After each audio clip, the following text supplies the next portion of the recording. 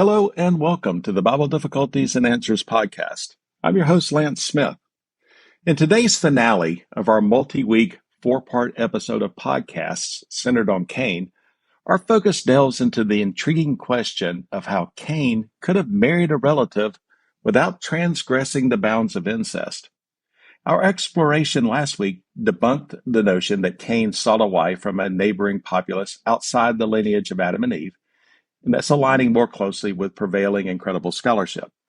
Consequently, I now firmly lean towards the idea that Cain likely found a spouse from among his immediate family, most likely a sister, or less likely a niece. However, this revelation leaves us grappling with the uncomfortable reality of potential incest. Could such a union be deemed acceptable in Cain's circumstance? Moreover, does Scripture indicate divine sanctioning of incestuous unions beyond this instance? And finally, why has incest become universally prohibited both in biblical teachings and across the spectrum of human cultures? As usual, I'll present a number of different opinions from my research and conclude with my own thoughts. Show notes will include links to all we discuss. Are you ready to dive in? All right, let's learn together. We're going to go back again this week to Genesis 4:17, and this is from the New Living Translation. Cain had sexual relations with his wife, and she became pregnant and gave birth to Enoch. Then Cain founded a city, which he named Enoch after his son. Okay, going to the Big Book of Bible Difficulties to help us define the problem here, it says, if Cain married his sister, this is incest, which the Bible condemns in Leviticus 18:6. Furthermore, incestuous marriages often produce genetically defective children. Okay, now the problem defined here is a pretty simple one. So let's look first for a solution, and we'll go back again to the Big Book of Bible Difficulties. And they write, first, there were no genetic imperfections at the beginning of the human race. God created a genetically perfect Adam. Genetic defects resulted from the fall and only occurred gradually over long periods of time. Further, there was no command in Cain's day not to marry a close relative. This command, which again comes from Leviticus 18, came thousands of years later in Moses' day. Finally, since the human race began with a single pair, that's Adam and Eve, Cain had no one else to marry except a close relative, either a sister or a niece. And that's the end of the quote. Okay, we're going to go start first with several quotes from one of my favorite astrophysicists and biblical scholars, Dr. Hugh Ross. If you have some time, take a look at some of his videos and published articles. While they are technically sound, he writes and speaks at a very approachable level for those of us outside that scientific field. So let's begin with the May 28th, 2021 article, Did Adam and Eve's Children Marry Each Other? All right, again, this is by Dr. Ross, and here he is responding to his atheist colleagues who frequently bring up the incest during the time of Adam and Eve. And Dr. Ross responds with, and I quote, if all humanity is descended from one man and one woman, as the Bible claims, then one of Adam and Eve's sons had to have married one of Adam and Eve's daughters. Evidently, God tolerated brother-sister marriages during the Genesis era. This tolerance did not last, however. In the Levitical law, intercourse between a brother and a sister was strictly prohibited. Indeed, it is prohibited in virtually every nation and culture today. There is a genetic reason for the initial tolerance and later intolerance.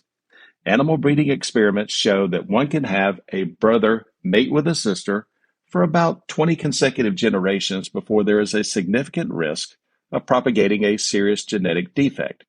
On the human level, this became a problem for the Egyptian pharaohs. After many generations of the pharaohs marrying their sisters, the pharaohs became afflicted with hemophilia, close quote. Okay, moving on. Luke Nix then offers an expansion of Dr. Ross's work on this subject in his book review, Navigating Genesis, a scientist's journey through Genesis 1 through 11 by Hugh Ross.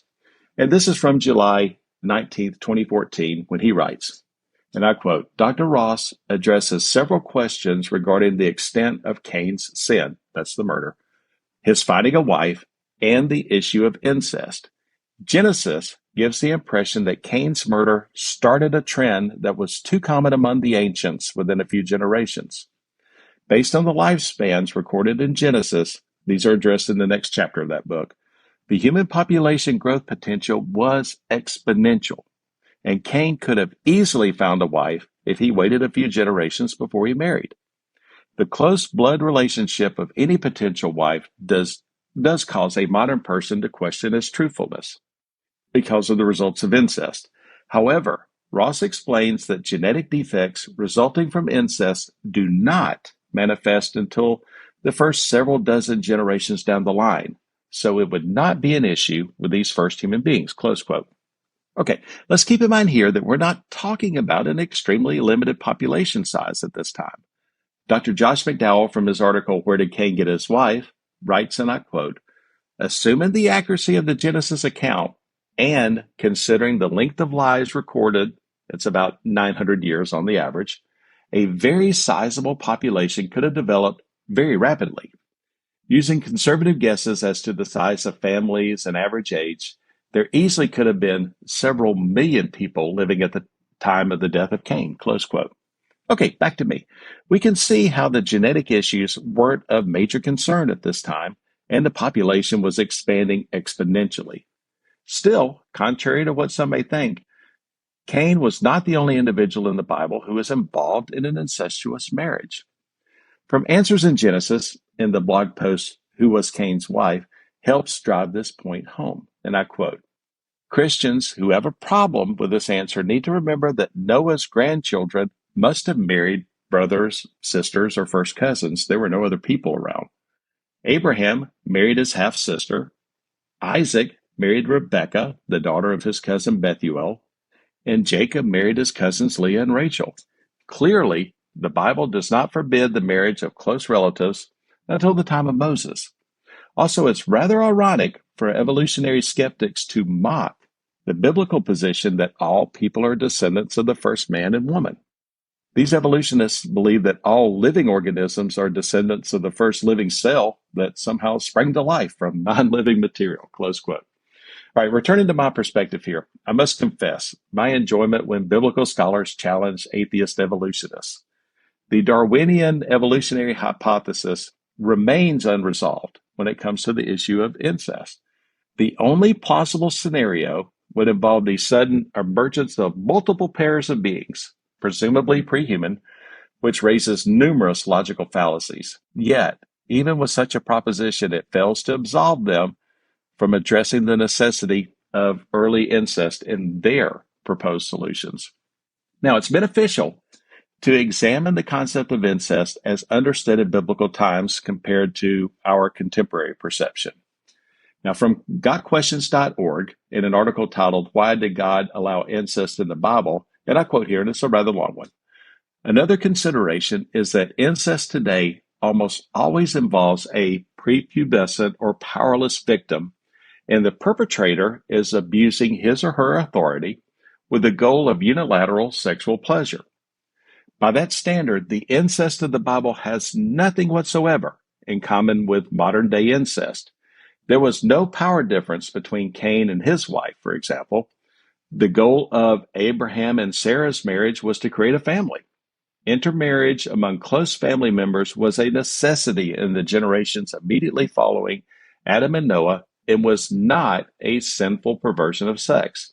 It seems that, by the time of Moses, the human genetic code had become polluted enough that close intermarriage was no longer safe. So God commanded against sexual relations with siblings, half-siblings, parents, aunts, and uncles. Genesis 2:24 seems to indicate that marriage and sexual relations between parents and children were never allowed by God. It was not until many centuries later that humanity discovered the genetic reason that incest was unsafe and unwise. Genetics was not an issue in the early centuries of humanity, and the marriages that occurred between Adam and Eve's children, Abraham and Sarah, Amram and Jochebed, were not selfish pursuits of sexual gratification or abuses of authority. Accordingly, those relationships should not be viewed as incestuous. The key is that sexual relations between close relatives were viewed differently pre-Mosaic law and post-Mosaic law. It did not become incest until God commanded against it. Close quote. All right, back to me. Once again, we seem to have arrived at a satisfactory solution. and the solution presented in the Big Book of Bible Difficulties appears to be quite fitting. In the early human lineages of Genesis, the genetic diversity was as close to perfect as it can get, minimizing any concerns regarding intermarriage for numerous generations. Thus, the notion of Cain marrying his sister would not have raised any significant issues. However, as time progressed, particularly by the time of Moses, the emergence of genetic mutations, a concept unknown to ancient societies, became a considerable concern. Consequently, God explicitly prohibited such unions in the book of Leviticus. Today, this prohibition is widely upheld across diverse cultures. Next week, we move to the beginning, or was it truly the beginning, of the worship of God by exploring Genesis 4:26 with our episode, Did the Worship of God Begin Here or Earlier? You may reach us at our website, BibleDifficultiesAndAnswers.podbean.com, or you may reach out to me directly at our email address, BibleDifficultiesAndAnswers@gmail.com, with any questions, comments, concerns, fits of righteous indignation, or just to say hi. Also, please like and subscribe to this podcast, and also write a review and give it a 5-star rating on Apple Podcasts, Podbean, Spotify. And Spotify now offers an exciting opportunity for you to give me direct feedback on each podcast episode or any podcast venue of choice. It really does help get the word out about the most amazing book ever written. Again, I'm Lance Smith. Until next time, I wish you good luck, good health, and God bless. So long, everybody.